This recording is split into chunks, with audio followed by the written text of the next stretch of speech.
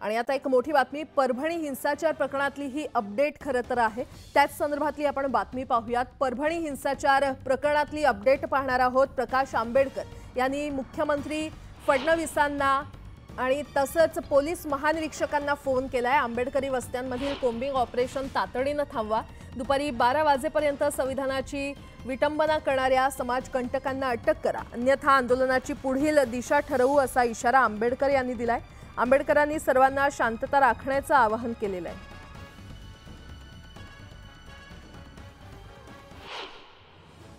महायुती सरकारला लाडकी बहीण योजनेचा चांगलाच फायदा झालाय असं असतानाच आता योजनेच्या निकषांमध्ये बदल केल्याचं बोललं जात असल्यानं महिलांमध्ये संभ्रम आहे। मात्र यावर अदिती तटकरे यांनी माहिती देत कुठल्याही अफवांवर विश्वास ठेवू नका असं आवाहन केलंय।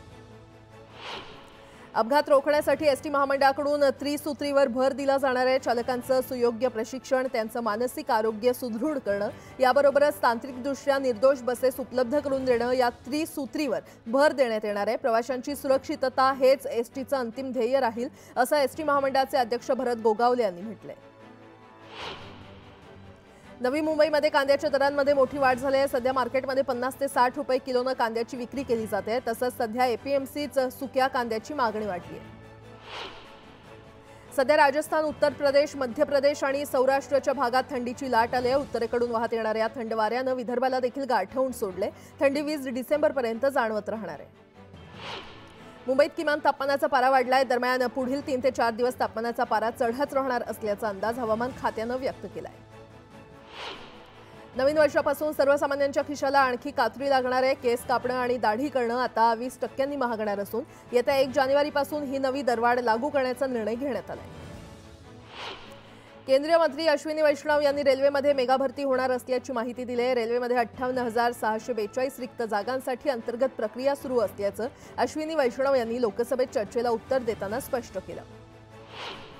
सिडकोच्या लॉटरीला भरघोस प्रतिसाद मिळतोय। जवळपास 1 लाख लोकांनी अर्ज दाखल केले। सिडकोच्या माझ्या पसंतीचं सिडको घर या 26,000 घरांच्या योजनेनं विक्रमी टप्पा गाठलाय।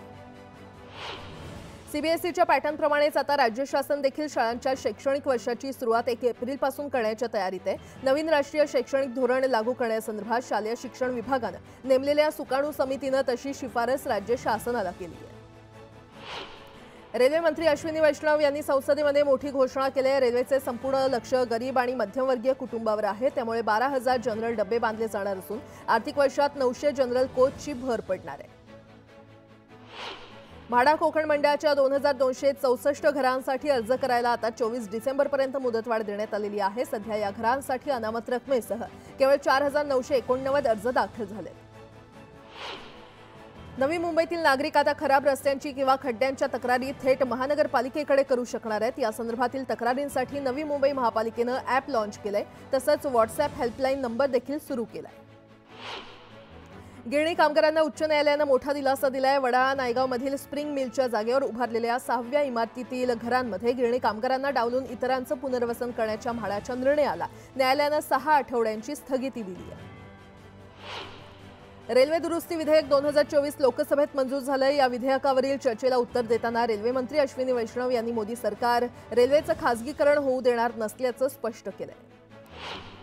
मध्य रेल्वेनं सुरू आर्थिक वर्षात आतापर्यंत 51.73 मिलियन टनाची रेकॉर्ड ब्रेक मालवाहतूक केलेली आहे। साखर आणि अन्नधान्यासह पेट्रोलियम पदार्थांच्या वाहतुकीचं प्रमाण जास्त आहे। कल्याण डोंबिवली महापालिका हद्दीमध्ये बेकायदा इमारतींवर कारवाई करण्याचे आदेश उच्च न्यायालयानं दिलेले आहेत। शहरात सदनिका घेताना नागरिकांनी पालिकेच्या संकेतस्थळाशी संपर्क साधून इमारत अधिकृत की अनधिकृत याची खात्री करण्याचं आवाहन पालिका प्रशासनानं केलंय।